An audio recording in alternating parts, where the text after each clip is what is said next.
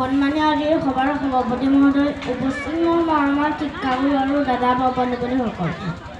মই আবৃত্তি কৰিবলৈ লোৱা কবিতাৰ শিৰোনাম উলট পালট। কবি অতুল চন্দ্ৰ হাজৰিকা। এক আছিল বুঢ়া বুঢ়ী, নাছিল সিহঁতৰ ল'ৰা-লৰি। কথাৰে কথাৰে এদিন দুয়োৰে লাগি গ'ল বৰ হুৰা-হুৰি। বুঢ়াই ক'লে ফিতাহী মাৰি, শুনিছা নাই ঐ গুগুলি বুঢ়ী? 7 দিনত তই যিমান কৰ এদিনৰ মোৰ কাম। মিছা কৈছো যদি অমুকা বুঢ়াৰ সলাই থবি নাম।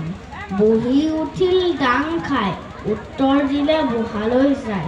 বুঢ়ীৰ জহতে দুবেলা দুমুঠি খাই আছ তই ভাত।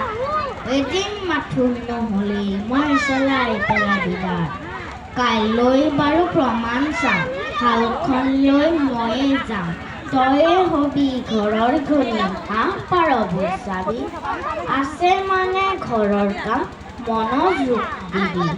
গাই ফিৰাবি, ভাত ৰান্ধিবি আৰু কাটিবি সূতা। তেতিয়াহে তোক মই বুঢ়া বনিম বৰমতা। পিছদিনাখন হ'ল পুৱা, মুখত এখন সোমাই গোৱা।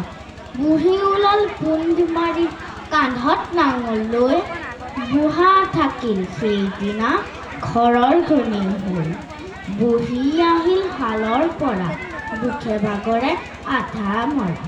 তাইও পালে সেকা পালি, মুখেৰে নোলাই মাত। ঘটিয়ে ঘটিয়ে পানী খাইহে তত আহিল গাত। বুঢ়াই ক'লে হাত জুৰি, অ মোৰ বুঢ়াৰ লগৰী। সঁচাকৈ তই ঘৰৰ ঘনী, ঘৰৰ লখিমী মোৰ। মূৰৰ চুলিৰ সমান হৈ আয়ুস বাঢ়ক তোৰ। শপত খাই ক'লোৱেই তোৰ ভাগ আৰু নধৰো মই। তোৰ কামো নহয় ঢিলা, প্ৰমাণ মাথো চালো। নলগা জেঙত লগাৰ ফল হাতে হাতে পালো। বুঢ়ীয়ে ক'লে লাটুন বুঢ়া, মিছা নকওঁ এক কৰা।